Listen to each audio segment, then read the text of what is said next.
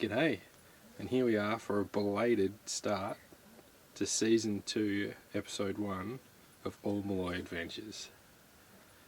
Oh, Milloy. Adventures, time to hit the road. So, after that awesome intro that it's been a long time since you've heard, we're like so far behind, like we're actually, I think, 5 weeks into our trip now, and we have not, obviously, as everyone's been asking when we're doing a video, travelling with kids is like totally different. Like our time has been consumed of a night time with stuff that you would do at home. Yeah, boring. Feeding kids, Yeah. dressing them, putting them to bed. Yeah. Takes forever. It does. So, still a holiday, but you know, all the stuff that happens at home just comes along with us. So, which is good. It beats work, and we're all getting to spend a lot more time with each other and see things that we haven't seen before, and spend more time with the boys. So, yeah, it's good. We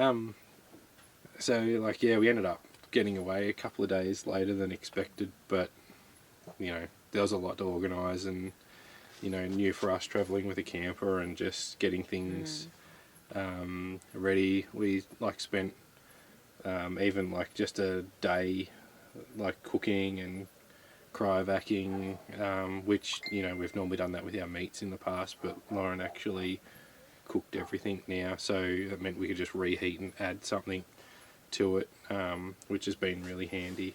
Makes it a lot quicker to have dinner when it's not much to do and not all the prep involved. But in saying that, we've probably eaten out a bit too. Yeah, we have. Why not? But We're on holidays. that's right.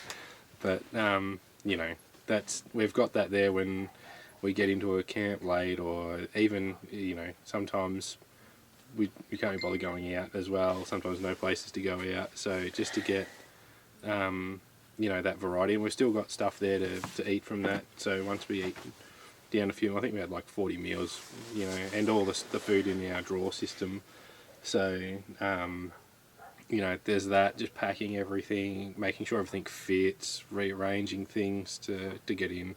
That all took time. So we ended up getting away and getting up to Wheethalie, and ended up being a couple of nights there with Lauren's nan and pop. So that was nice to kind of relax and just check out, you know, make sure we had everything, and gave us the option, you know, the possibility to purchase some things before we got too far out. You know, we've got a bucket, for example, for the sink, so we're able to get a pop-up bucket, a doormat that we could stand at if we're in the shower for the ensuite, which we've actually been using. Yeah, Pop sorted us out. He found one. Yeah, so we've got this awesome, you know, old school doormat, which comes in handy just for entering the tent in the camper there. So from there we went on through Griffith and there was a town that had a pretty awesome silo. Yeah, we went to 2 that day. Yeah, So with Wheethalie. Wheethalie had a pretty awesome silo there. So then was it Ungarie? No, Yeah, that's where the football. Yeah, the other Ungarie. silo was at Lake Congelligo. Yeah. We were called through Lake Congelligo. Yeah, so Ungarie had the big football and some silo art. It was probably a fair bit of a detour out of the way for what it was really worth. I thought it would be a little bit better than what it was. So, but how do you say it? Congelligo. Yeah, that was actually quite nice. That had a really good silo, and that actually had an awesome lake that you could actually quite easily camp there. We didn't camp there. It's a big lake. It was. We ended up pushing onto Gunben Lake at Condoblin, which that was actually quite good. That had a playground, toilets and showers, and they'd had a lot of rain around, so it was a bit muddy getting finding a site as such, because there wasn't a lot of people there either, thankfully. probably because of the rain. Probably. Yeah. It'd be yeah. pretty popular because it's a free camp, that one. Yeah, yeah. Oh, that was donation. Oh, donation. So yeah, Okay, so yeah. it was a few bucks. Drop it in the container at the post there. But yeah, so from there that was our most stressful night, I think. Chris had a bit of contemplating there. Was it really worth camping with a baby and a toddler? So yeah, Jack was pretty difficult, and even for the first week, but that night. That night it was really that terrible. was hard. He was so unhappy about the situation. Yeah. And being And one thing we found out is how, like, soundproof a vehicle is. Like, after he'd been crying for so long, we were just like, we'll just put him in his car seat in the car and see if that, like, stops him from crying. And it kind of did. He cried for a bit, but literally as soon as the doors were shut, and it was, a cold night, we put a blanket on him, so it's not as if he got put in a hot car. And we didn't leave him there overnight either. But it was so quiet, and because we're just mindful of everybody else's experience and disturbing them. Like, they've come out camping, and as we've been reminded by heaps of people that we've spoken to, most of the people travelling are old people, and they've all been through it. And the people that do complain, not that anyone has yet, are not people worth worrying about. So yeah, so it's just as Lauren says. He likes his, he was used to his, had a routine. yeah. His own bedroom, his own... Yeah, quiet, cot, although yeah. the TV backed onto that wall, but still, it's Dunno. different noise, He I guess. doesn't appreciate having his brother jumping around No. near him and lights on and... Yeah. So Different that bed. was by far probably the most stressful night. It was, the first night camping in the camper, like in Jerilderie, and Lauren's nan and Pop's house. We So didn't need to use it at Jerilderie just yet. So, so that was pretty stressful. But yeah, so from there we then went on and looked at the ute art. So that was pretty cool. There's all of these utes that have been stood on their ends and sides and sitting there and on posts and decorated. There was a Bundy rum one there as well. There was a couple of other favourites of mine. I can't remember what. There was a Dunny one. Dane Edmar in the Dunny. Yeah. Yep. So they were pretty cool. And then we later found out that they were actually in a different town. Originally. And that not as many of them. It looks like they've all been pulled back there, and they've put they're making a car park there for caravanners and everything as well, by the looks of it. And right next to that is the Jockey horse Memorial. the jockey memorial, fallen jockeys memorial. Yeah. So every jockey that I think has pretty much ever died, considering how far back it went in Australia, whilst in a race of some sort. So that was quite interesting. Just reading the Some of them are age, so what young. happened. Yeah. I wouldn't have thought that there'd be so many so young, to be honest. But yeah. The records went back a fairly long way. Yeah. Yeah. So from Condo we then drove on to Parks. So we ended up staying at the showgrounds there. So that was It was a good spot. yeah, it was pretty good. We're very all uneven in the showgrounds. We actually were quite lucky. We saw the farrier finish. Lauren noticed the farrier was probably finishing up. So we sat there for 15 minutes watching this spot, and then we jumped in, and it was good because we had a fence on one side of us, so Archie we could see him, and he wasn't getting out on the road or having to worry about cars driving around. It was very quiet anyway inside the showgrounds. It was a pretty good spot. Yeah. And we had Grass, nice grass. nice thick grass. Wherever else was in the thing was dirt and muddy even in some spots maybe. Yeah. So from there we went on and looked at the CSIRO The dish. the dish. So we've driven through Parks when we did Cape York, but we didn't actually stop and look at anything. But that's quite big, and there was a little bit of a thing to look at, some toys gadgets to Yeah, play with. yeah. But you know, I think we were probably there for an hour or something. There's a Yeah. video you could have Not watched, even. I think, that went for a half an hour, but it Wasn't playing wasn't while playing we were there. when we were there, so we didn't watch that. And from there, sorry, because it was so long ago, luckily we wrote this all down. We then went to the Henry Park Centre. So it's kind of like the information centre. No, that was the other. There's an information centre, and the Henry Parks Centre is right in the same area, but it's a different Building it's as such. more historical, Yeah. Yeah. local area information. Yeah. So and there was like a movie running in there as well, but we just looked through like the museum that was next to that, and we'd spent probably a couple of hours in there. That was There was quite interesting. Some of all the old stuff in there. there's local old schools, machinery. Yeah. The old what else was train. there?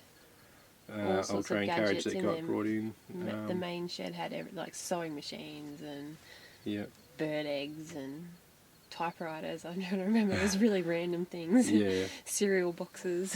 Yeah. So yeah, Everything. we looked through all that, and that was good. But then, after spending so much time, Archie was starting to get a little bit wanting to get into everything, and to sit down, and there was already people in this room watching the video as well. When we'd come out and into the other building that's next to it, so each building has its own admission. Like we could have gone into, like, there's an Elvis one and it had heaps of cars and everything in there as well. So, like, yeah, we could see a little bit of that through the window from the other museum. So We didn't bother going to the other ones. No. That was enough. Yeah. It took that long to get through that one. that's right. So yeah, that's like the one thing with travelling with kids that we've found that when you're looking through things and doing tours, like you got to hopefully get them in the right mood. From there we went to the Banjo Patterson Exhibition Museum in Yeoval. On the way to Yeoval. Yeoval. We're missing an L. Yeoval. Yeoval. So, so we're just driving past and saw that, and we saw, I think they sold scones, so like we'd have That lunch. that got us in. So we're like, we'll go and scones. have a look at the scones, and then we saw, I think it was like a couple of bucks to go in and have a look through. They give you a little thing, you walk up to the display cabinet, punch the number in, it starts talking to you about it. Gets a little bit, a lot of information and a Yeah. long story. And it jumped. I didn't really feel like there was any flow to it either. Like it just jumped from one different thing to another. Like, and yeah, Archie was kind of Too busy to be able to concentrate on, because it was a lot of information to listen to. yeah. So it's like you have to take shifts in looking at things because Jack was, reasonable. He was cracking it after a bit though. Yeah. So like, it was interesting, and you look at certain things, and so it was a lot of information about him. So yeah, then we went on to Wellington Caves Caravan Park and stayed there. That was nice spot. We nice picked time because of how noisy we feel we are of a night time with crying. I don't know if you can hear Archie in the background at the moment. Hopefully not. But he's still trying to go to sleep. So we big oval. So we're down the back in the campers unpowered section. So we parked right out in the middle of that, away from, I say everybody else, but everyone else was probably like 15 other people that were at the caravan it park. wasn't busy at all.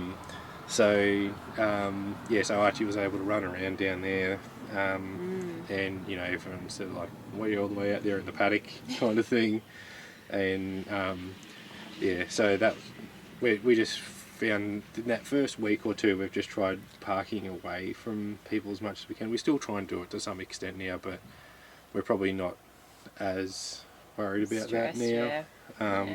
Things have calmed down a little bit, and we've probably moved on from that a little bit. Yeah, and I was just trying to find that routine, because Yeah. Yeah, it wasn't working very well. Jack didn't want to sleep, and then And teething, yeah. we've since worked out, was also going on. He had teeth popping through, so, you know, Nurofen and Bonjol has been our friend a little bit. Sort of settled down a bit more. Like he's happy to go to sleep. Yeah, that too. In the tent. Yeah. So then, we went on to the Wellington Caves the next morning, which is at the caravan park, basically, and looked through that. You know, Jack stirred for a little bit at the start and thankfully went to sleep. I don't think that was the first time I think he'd been in the baby carrier. Yeah, because I never really needed to use the baby carrier very often. Yep. At all, so. Yeah. But he didn't really like it, but he eventually went to sleep in it. Yeah. So, and Archie just wanted to touch everything, and you don't want you touching the rocks because of, like, you know, the oils in your skins. And this that was at the cathedral. Yeah, the was cathedral the one that we went yeah. to, and there's just one tiny little rope to tell people not to go over to touch it. Yeah, that's not going to stop a 2-year-old. So no, it was a little bit stressful. So so he just wanted to be everywhere and make noise. So, you know, trying to teach him to whisper has been a good thing, because even if he wants to keep talking, it's whisper. So at least he's still doing it, but it's a bit quieter. But yeah, so that was interesting looking down through that. It would have been nice if he had fallen asleep too, and then I could have just carried him. Would have rathered that on that trip, but What was we that? just again hung to the back, and that was our first tour thing that we went on with the kids as well. The first tour. So Yep. you know, it was probably pretty good considering. Like, yeah. So then from there we quickly went over and had a look at a gardens. I walked in there, didn't I? That was no, that was the other one. the one we drove over to. Yeah, what was that called? It wasn't really what I expected it to be. It said it was a botanical gardens, I thought. Burrendong Botanic Gardens and Arboretum. And like it's something that had been set up a really long time ago. It was a bit of a write up about what it was when we got there. And Yeah. I sort of realised like it was a bit overrun and not really up to the standard it probably was once. So, and it was huge. Like I thought and you had just to drive get to there. a spot and then walk a track and then drive to Yeah. another spot and walk another. I thought you just get there and hop out and look at a few, you know, be a little area and that was it. But it was huge. Like, yeah, you had to drive everywhere and it was too much. We didn't have enough time to do it all. We went for a bit of a down- walk for one spot. Yeah. And then once we realised what was going on, turned around, got Hopped back in the car, went for a drive down. I picked one of the areas and I walked Yeah. down there and had a look at it, and it was really nice. It was like just kind of like a fernery type thing. It was pretty special sort of spot, but yeah, I just hopped out and had a look at that. And, Yeah. And then we left after that. So then we ended up heading back and stayed at Wellington Caves again, and we went out for dinner that night. Yeah, actually. we did. What was the name of that pub? So that was the line of Wheethalie. Yes. And so yeah, that the pub, tavern.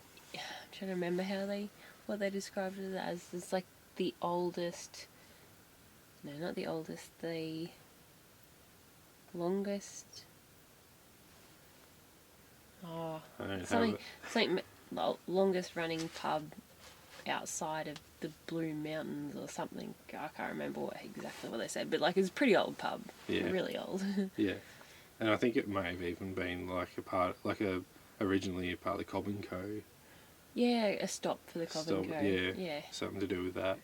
So, then the next morning we basically went back there, but across the road and to the last. What's it written as? The site of the last pistol duel. As Lauren said, probably originated from people at the pub. You can imagine where it started. So, it was only a tiny walk down the road, and there you are. Yeah, the publican said probably take it it out. away. Not in here. But yeah, so that was so we went and had a look at that on the way out of town. And from there we moved on to Dubbo. We stayed at the Discovery Parks there. had a big jumping pillow Yeah, that for was really fun. Lauren to double bounce. Archie. Oh, he completely flipped over and head first on the pillow. The good thing about that spot was where we ended up being, not where they first wanted to put us, backed onto the jumping pillow and the camp kitchen, and we actually had a little bit of rain when we were there as well, so we were able to be in the camp kitchen, the boys were able to be in the camper, and we could see and hear them still. Yeah, we're close enough. We just always ideal. zip the zips to the top so they can't get out. Yep. And yeah, we just We could watch the door the whole time. Yeah. and be hear over them. in the camp kitchen and talking to other people. Yeah. That's one thing, is travelling with kids. People are actually talking to us on this trip. Where when we did our 3-month Central Australia trip, I could count, I think, 3 people that actually spoke to us. Yeah. Because we were the young people, everyone else was really old, or they had their kids. Or so, they're backpackers, like Yeah. not really. Yeah. Yeah. So Interesting. so like lots of people were actually talking to us on this trip, and I think being reminded of their grandkids and all that type of stuff. And obviously Archie goes to them. That starts the conversation, I guess. So from there, when we were in Dubbo, we went to the Devil's Hollow Brewery. So they had lots of beers. I think it was like 8 or 10. I can't remember. Yeah. So good 2 list. paddles. Lauren really didn't want I any, didn't. but she had a sip of all of them, and I don't. I like tasting beer, but I don't like drinking beer. So I wanted to taste them all. So we got 2 paddles, and there was a lot there that I didn't like. So they may have, found the garden. Yeah. But there was a couple there that I did. So drank those and bought some to take home. But you wouldn't know unless you tried them. So that's where I needed the rest of the family, because when we've been away, we'd normally all get into helping each other out in that state. So we also went to the Taronga Western Plains Zoo, and that is massive now compared to when I can remember it as when I was 10. And from what we found out, that they would be the same ones that were there when I was there as a 10. You saw them when you were there. Yeah, so, They're still there. Yeah. Just a lot bigger. Yeah, so 150 years old, I think. One of them is, or something like that. But yeah, Something pretty crazy. and some new little We'll look ones back that were up, crawling around. So, but yeah, there was some lion there, a tiger. You went and saw the lions. Yeah, the Archie, lion, with Archie, and just as it roared, obviously we had gone away Yeah. from it, but it was just on the log. There's- The meerkats, Archie liked those. He was having a good point with those. They like coming right up to the glass and looking right in say their face.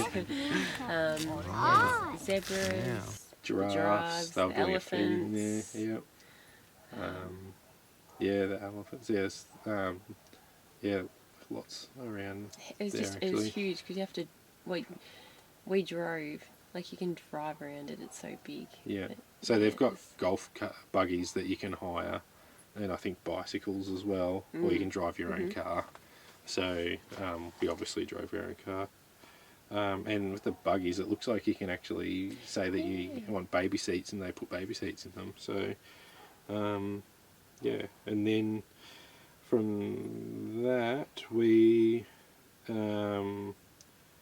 went to the old Dubbo jail. That was interesting. Right in the smack bang middle of the main street. Didn't Apparently the front door of that was, the ground in front of it was owned by the bank, and they used to park their cars there or something back in the day. Had this awesome ground, how the timbers are blocks with tar over them. Oh, that's right, when you walk through. Yeah, it was really unusual. And apparently that's how the streets used to be, and there used to be people that were employed to go and re-tar them and clean the horse poo off them, and then of a night time. So that was, they had some, what that looked like. just old cells, and they've gone and put different stories of different prisoners, and the woman's section. There's the tower for where they looked over the jail walls and make sure they could see everyone, and then there's the old gallows that they found under the old courthouse, like after they'd been there for like 70 years or something. They had to put them together every time they were going to use them, and then pack them back away. Yeah. So they They actually permanently left they got out. moved around, from what I read, different jails. So they'll, because the hangman would move around as well. But yeah, so there was a room, and that was actually really well put together. It had stories all around it. It had, pieces of the original gallows and all that in that room as well. Yeah. And just, the yards and the quarters where the doctor and the hospital was, and that. So yeah, it was quite interesting. From there we went to the Royal Flying Doctors Service. So that was actually I think we was planning on being in there for like a whole of 15 minutes, and because it didn't look that big from the front. Well, kind of. The building looked big, but you don't know it was just the information centre. I thought it was shared with the airport, because it's the size of a hangar.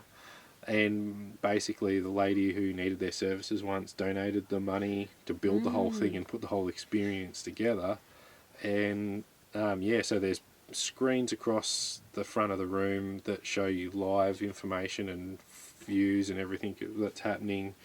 It then plays a movie, I don't know, every hour or something like that, and plays it across the whole projected front screens. It turns off all the little information screens across the front that you can be using.